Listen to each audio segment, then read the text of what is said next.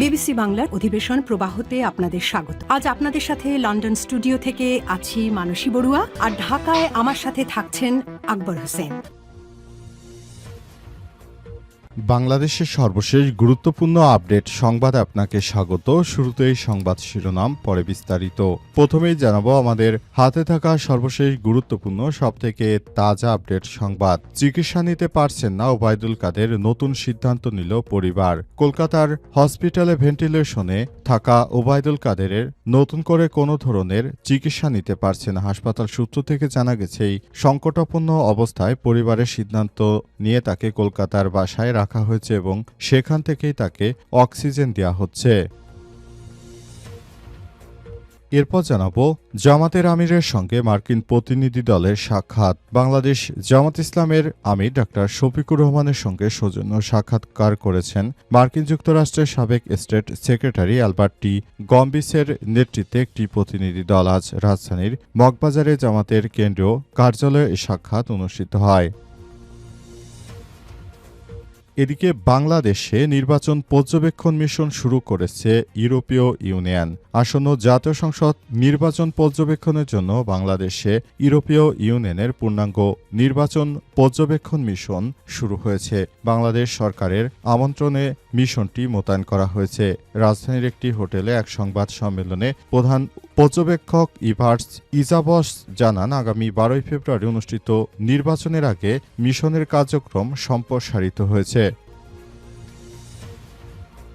জানাবো হ্যাভোটের পক্ষে সরকারের প্রচারণা চালানোর ক্ষেত্রে কোনো আইনগত বাধা নেই বললেন প্রেস সচিব। গণভোটে হ্যাঁ বা হ্যাভোটে পরবর্তী বিশ্ব অন্তর্বর্তীকালীন সরকারের প্রচারণা চালাবে, এক্ষেত্রে আইনগত কোনো জটিলতা নেই বলে জানিয়েছেন আইন বিশেষজ্ঞরা। আজ রাজধানীর বেলি রোডে ফরেন সার্ভিস একাডেমিতে আয়োজিত এক প্রেস ব্রিফিংয়ে প্রধান উপদেষ্টার প্রেস সচিব শফিকুল আলম এসব বিষয় নিশ্চিত করেছেন।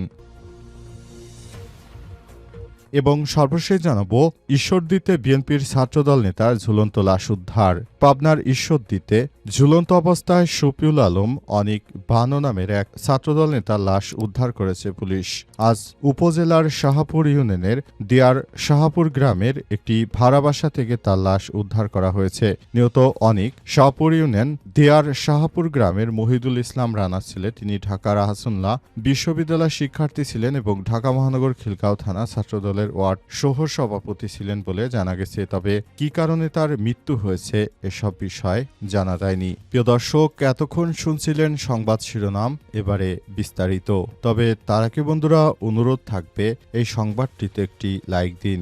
এই চ্যানেলে আপনি নতুন হয়ে থাকলে আমাদের সংবাদটি দেখতে দেখতে চ্যানেলটি সাবস্ক্রাইব করে রাখুন। কমেন্ট করে বন্ধুরা আপনার মূল্যবান মতামত জানিয়ে দিন। আর গাজা যুদ্ধে আপনি যদি নিরীহ ফিলিস্তিনিদের ভালোবেসে থাকেন কমেন্টে ইয়েস লিখে বিশ্ববাসীকে জানিয়ে দিন। এবারে বিস্তারিত।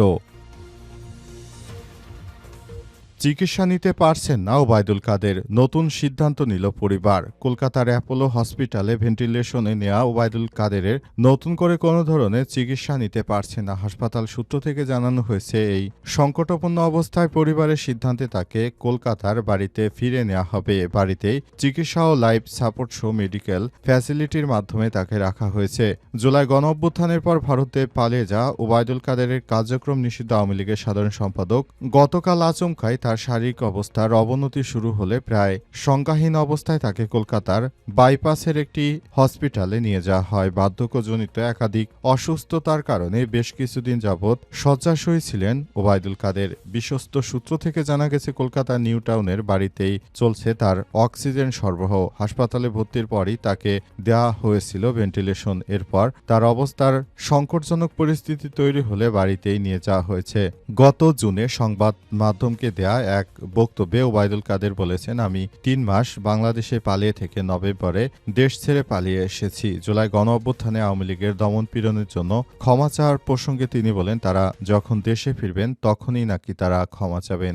যখন দেশে ফিরতে পারেনি, সুতরাং এখন আর ক্ষমা চাওয়ার কোনো প্রশ্নই আসে না বলে এমন মন্তব্য করেছেন ওবায়দুল কাদের। এছাড়াও ওবায়দুল কাদের সহ আওয়ামী লীগের অন্যান্য নেতৃত্ববৃন্দ কেউই এখন আর নতুন করে আর অতটা মিডিয়ার সামনে আসছে না, সবাই যার যার জায়গা থেকে বিভিন্ন কথা বলছে এবং নতুন করে তারা সবকিছু করার সিদ্ধান্ত নিয়েছে।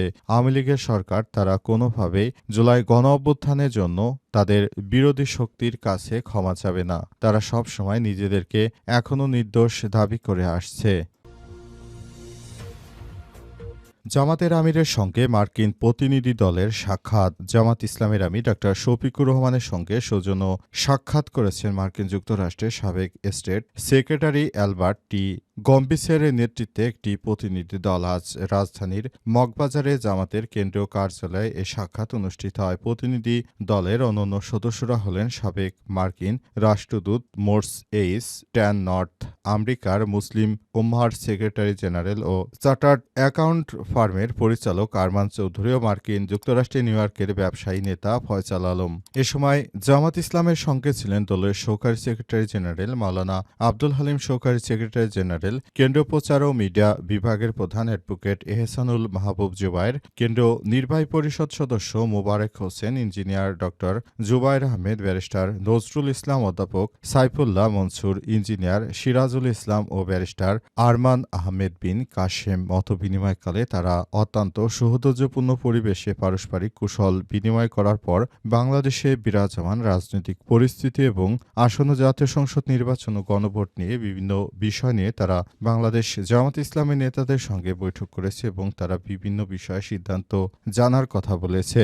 আগামীতে জামাত ইসলাম যদি সরকারে যায় তাহলে তারা দেশের জন্য কি করবে, কি ধরনের ব্যবস্থা গ্রহণ করবে, এসব বিষয় নিয়ে তারা কথা বলেছে এবং এসব বিষয় নিয়ে তারা জানতে চেয়েছে। জবাবে বাংলাদেশ জামাত ইসলামের পক্ষ থেকে বিভিন্ন বিষয়ে আলোকপাত করা হয়েছে এবং আগামী জাতীয় সংসদ নির্বাচন পরবর্তী কি কি কর্মপরিকল্পনা রয়েছে সেসব বিষয়ে বাংলাদেশ জামাত ইসলামের নেতৃত্ববৃন্দদের পক্ষ থেকে সবাইকে বলা হয়েছে এবং এই বিষয়গুলোকে খুবই দ্রুততার সঙ্গে সবকিছু বলা হয়েছে। বাংলাদেশে নির্বাচন পর্যবেক্ষণ মিশন শুরু করেছে ইউরোপীয় ইউনিয়ন। আসন্ন জাতীয় সংসদ নির্বাচনে পর্যবেক্ষণের জন্য বাংলাদেশে ইউরোপীয় ইউনিয়নের পূর্ণাঙ্গ নির্বাচন কমিটি পাঠানো হবে, এমনটা জানিয়েছে ইউরোপীয় ইউনিয়ন। এর আগে অতীতে যে নির্বাচনগুলো হয়েছে একটিতেও কোনো ইউরোপীয় ইউনিয়নের কোনো পর্যবেক্ষককে বাংলাদেশে আসতে দেখা যায়নি। এবারই জাতীয় সংসদ নির্বাচনের আগে সবথেকে ভালো সুষ্ঠু মানের একটি নির্বাচন করার লক্ষ্যে সবাই কাজ করবে। বিষয়টি অত্যন্ত সঠিক ও স্বাচ্ছন্দ্যের মধ্যে হবে। অন্তর্বর্তীকালীন সরকারের প্রধান উপদেষ্টা প্রফেসর ড. মোহাম্মদ ইউনূসের সরকার মনে করেন এবারের নির্বাচন হবে ইতিহাসে সবথেকে ভালো সুষ্ঠু মানের একটি নির্বাচন। সেই নির্বাচন করার লক্ষ্যে এই ধরনের কাজ করা হচ্ছে। সবাইকে যার যার জায়গা থেকে আরও বেশি দায়িত্বশীল ভূমিকা পালন করতে বলা হয়েছে। নতুন বাংলাদেশ গড়ে তোলার জন্য সবাইকে নিয়ে একটি সুষ্ঠু সুন্দর বাংলাদেশ গড়ে তোলার জন্য সবাইকে একসঙ্গে মিলেমিশে কাজ করতে হবে। পুরো বাংলাদেশের সিস্টেমেটিক পদ্ধতির মধ্য দিয়ে সবাইকে চলতে হবে এবং নতুন করে সবকিছু করতে হবে। অন্তর্বর্তীকালীন সরকারের প্রধান উপদেষ্টা প্রফেসর ড. মোহাম্মদ ইউনূসের সরকার তিনি বাংলাদেশটাকে যে একটি ভালো অবস্থানে নিয়ে যেতে চান, সেজন্য তিনি প্রতিনিয়ত যে প্রতিশ্রুতি দিয়েছেন সেই প্রতিশ্রুতি অনুযায়ী ইউরোপীয় ইউনিয়ন আগামী জাতীয় সংসদ নির্বাচনে পর্যবেক্ষক সংস্থার নেতাদের পাঠাচ্ছে। তারা বাংলাদেশের নির্বাচনকে সুষ্ঠু হওয়ার ক্ষেত্রে ভূমিকা রাখতে চায়। হ্যাঁ ভোটের পক্ষে সরকারের প্রচারণা চালানোর ক্ষেত্রে আইনগত কোনো বাধা নেই বললেন প্রেস সচিব। গণভোটে বা হ্যাঁ ভোটের বিষয়ে অন্তর্বর্তীকালীন সরকারের প্রচারণা চালানো এক্ষেত্রে আইনগত কোনো বাধা নেই বলে জানিয়েছে আইন বিশেষজ্ঞরা। আজ রাজধানীর বেইলি রোডে ফরেন সার্ভিস একাডেমিতে আয়োজিত এক প্রেস ব্রিফিংয়ে প্রধান উপদেষ্টার প্রেস সচিব শফিকুল আলম এমন কথা জানিয়েছেন। ইউরোপীয় ইউনিয়ন রাষ্ট্রদূতের সঙ্গে প্রধান উপদেষ্টা ড. ইউনূসের বৈঠক হয়েছে জানিয়ে শফিকুল ইসলাম আরও বলেন, আসন্ন জাতীয় সংসদ নির্বাচনে বড় একটি পর্যবেক্ষক দল পাঠাবে ইউ। এর আগে তারা কোনো পর্যবেক্ষক টিম পাঠায়নি, কারণ তারা মনে করেছে আগের 3টি নির্বাচনের একটিও গ্রহণযোগ্য নির্বাচন বাংলাদেশে হয় হয়নি, তাই এবার তারা প্রথমবারের মতো কোনো পর্যবেক্ষক দল বাংলাদেশে পাঠাবে, যারা আগামী জাতীয় সংসদ নির্বাচনে বাংলাদেশটাকে কাছ থেকে দেখতে চান এবং ভবিষ্যতে বাংলাদেশে যেন এই নির্বাচনটা হয় সবথেকে ভালো মানের একটি নির্বাচন, সেই ব্যবস্থায় গ্রহণ করতে চায় ইউরোপীয় ইউনিয়নের নেতৃত্ববৃন্দরা। সেজন্য প্রতিনিয়ত তারা কাজ করছে। সবাই মিলে ইতিমধ্যে এসব বিষয় নিয়ে কাজ করতে হবে। অন্তর্বর্তীকালীন সরকারের প্রধান উপদেষ্টা প্রফেসর ডক্টর মোহাম্মদ ইউনূসের সরকার যে নতুন বাংলাদেশ গড়ে তুলতে চান সে বিষয় নিয়ে সবাইকে ইতিমধ্যেই কাজ করতে হবে বলে জানিয়েছেন অন্তর্বর্তীকালীন সরকারের প্রেস সচিব শফিকুল আলম। সে অনুযায়ী তিনি সবাইকে নিয়ে একইভাবে কাজ করতে চান।